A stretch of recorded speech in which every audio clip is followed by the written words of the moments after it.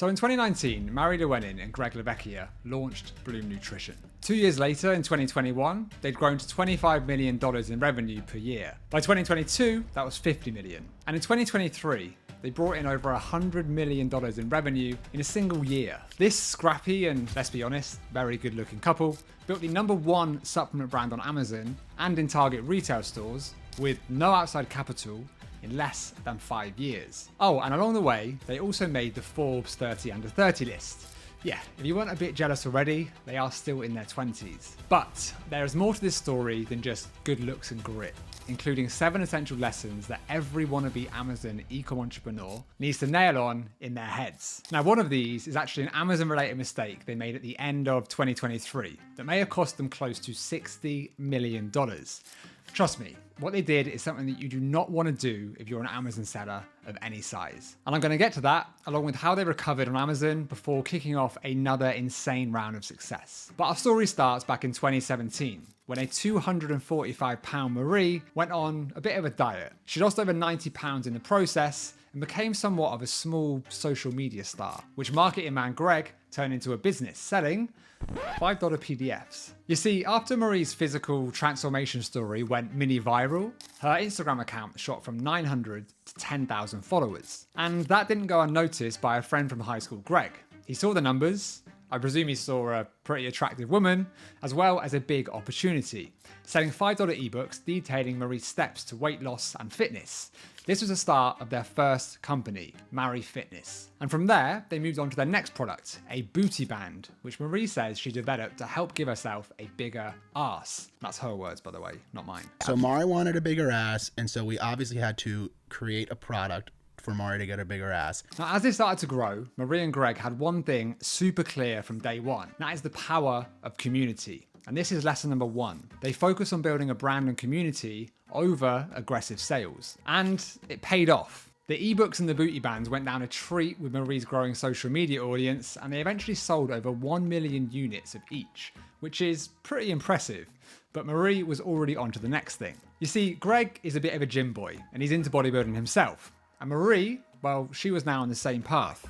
But looking for protein and pre-workout supplements for women, she found all the products were aimed at men. There was a big old hole in the market, and Marie wanted to create something for herself as well as for her community. And that is when Bloom Nutrition was born. Now look, that might all be founder story marketing bollocks, but it's their story, and who am I to argue with it? So at first, they focus on creating high quality workout supplements for women who like to hit the gym. And to say that Marie and Greg were scrappy at this point is probably a bit of an understatement. They were still living with their parents, and Marie was chopping up coconuts to shoot their own product photography in their basement. Back then we did literally everything. The pina colada photo on the label we made. Like, we bought a coconut and stuck a straw in it and took the photo. I look back and I'm like, oh my God, what were we doing? But you have to go through that to get to where we are now. But they knew they were onto something, so they stayed laser focused on what would be lesson #2, creating high-end products to match their brand vision, which then leads to things like a top caliber unboxing experience, like this.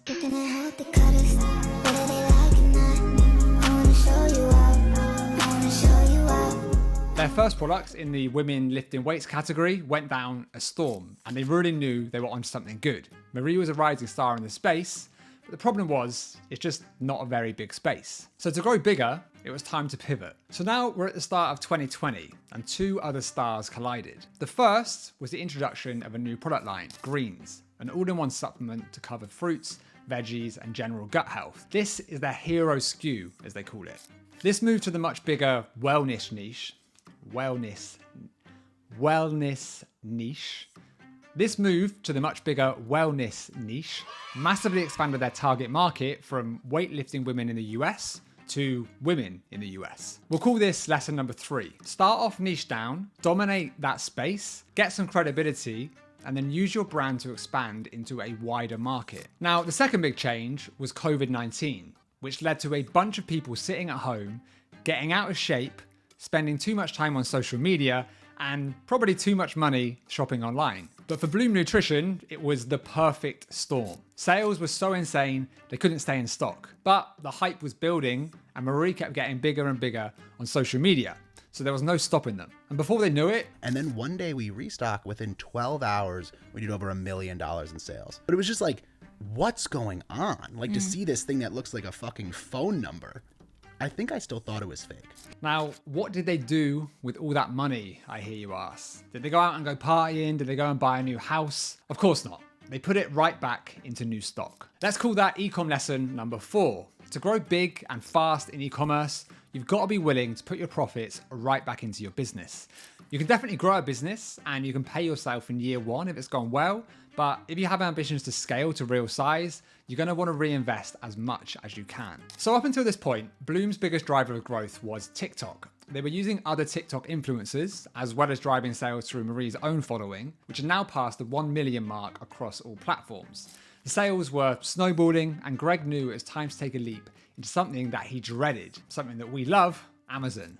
You know, it's scary going on to Amazon. Now, health supplements are a notoriously difficult space and hyper competitive, but Bloom's Greens quickly became a top 5 selling supplement on Amazon, thanks to a high quality product and a bunch of diehard fans who kept generating great reviews. And that flywheel drove a ton of sales. Now, they also had one other thing going for them. People on TikTok love to shop on Amazon. Especially the TikTok customer, when they see a product on TikTok, they go right to Amazon. They do. Close their app and they go right to Amazon. So if you're trying to blow up a product on TikTok and you're hoping for those views to convert, they won't go to your website. Dude, they won't go to your website. They won't even necessarily go to retail. Like the TikTok view especially loves Amazon. This was a massive eye-opener that other social savvy sellers like Robert Oliver have also tapped into to launch multiple 8-figure brands on Amazon. And this is lesson number 5. Tap up TikTok influencers who are relevant to your target niche, create viral content that speaks directly to your audience, and then send them over to Amazon to buy your stuff. You see, not only does this bring sales, the external traffic and branded search terms sends positive signals to Amazon's algorithm, which then boosts your organic rankings. Take a look at Bloom's branded keyword searches now. These are people who are going to Amazon and searching directly for Bloom with massive buying intent. They aren't searching around for other health supplements and seeing a bunch of other offers. They're going straight to what they want and buying it. This gives Bloom's listings insane boosts in other areas, allows them to charge a premium price, and helps compound on all of their success. Now, some D2C folk are staunch anti-Amazon, which in my opinion is a bad move. If you build a brand and offer products people want, you should be where they shop. And whatever way you slice it, a huge majority of people shop on Amazon. If people are searching for your brand on Amazon and you aren't there to fill the demand, someone else will be, and someone else will eat your lunch. Anyway, with Bloom's growing social presence and ever increasing demand, these guys took on another huge step. They went mainstream and they got into retail. This led to Bloom going from 25 million in revenue in 2021 to $50 million in revenue in 2022. And a huge chunk of that is because they landed a placement in retail monster Target. This amount of new brand exposure, coupled with their presence on social media and on Amazon, meant that within 6 months, they were the number 1 in Target's vitamin and nutrition section. And this is lesson number 6. Be omnichannel.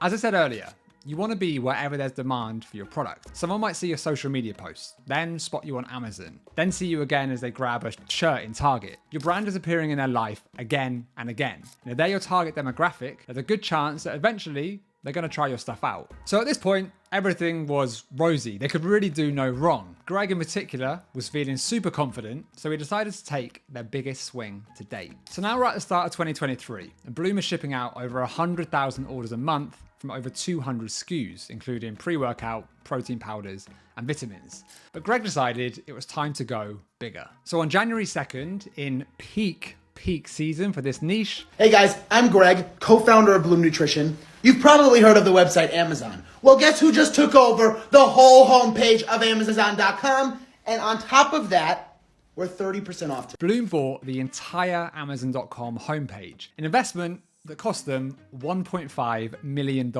And surprisingly, none of it was directly aimed at sales. They ignored ROAS and they focused entirely on top of funnel awareness. Their plan was to make the brand known to potential customers on Amazon, as well as Target, Walmart, and even potential investors. And as you could probably guess, it worked. That's where I stopped and I said, holy shit, because January rolls around and I'm looking at the Amazon homepage and I see you guys January 2nd, and I'll never forget. And I go, and you're number one in all of health and personal care, above batteries. The brand ripped, got a ton of eyeballs, and it sat as the number one seller in the health and household category on Amazon. That's not just the number one supplement, by the way. That's the number one product, above batteries, toilet paper, protein powder, the lot. You're probably wondering if there's a twist to this story. Has anything bad ever happened to these guys? Some of you are a bit cynical. You probably want it to. Well, you're in luck, because it wouldn't really be an Amazon story without a little bit of trouble, would it? This happened in October of 23.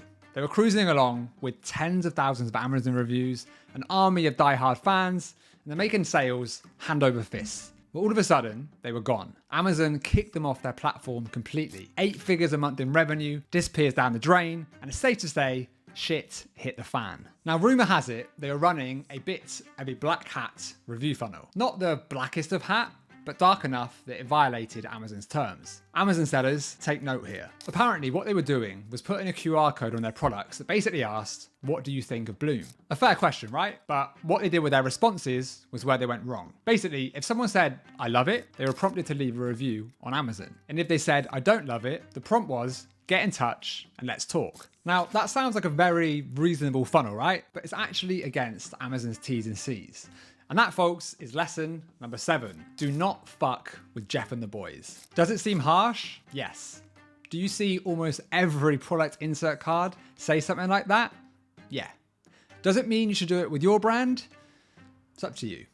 But let Bloom's story be a warning of what could happen if you do. Now, luckily for them, Bloom were able to get relisted on Amazon after quite a few months off the platform. But they lost all of their reviews. They lost their bestseller badges, and surely a ton of subscriptions that got cancelled as well, all of which takes a lot of time to build back up. But in some recent news, for the first time in the company's history, after being bootstrapped the whole time, they've decided to take on some outside investment, a cool $90 million, which will be used to help customers achieve their wellness goals, which is perhaps a cryptic way of saying to make up for lost Amazon sales. Who am I to say? Whatever you think of Bloom's journey, you can't knock them. Scaling any brand to 9 figures is impressive, but doing it in 4 years is absolutely wild. There's plenty of lessons in here for any brand owner, and I'll definitely be keeping an eye on them to see what they do next. Now, if you want to see the overall number 1 seller on Amazon and learn their secrets, go and watch this.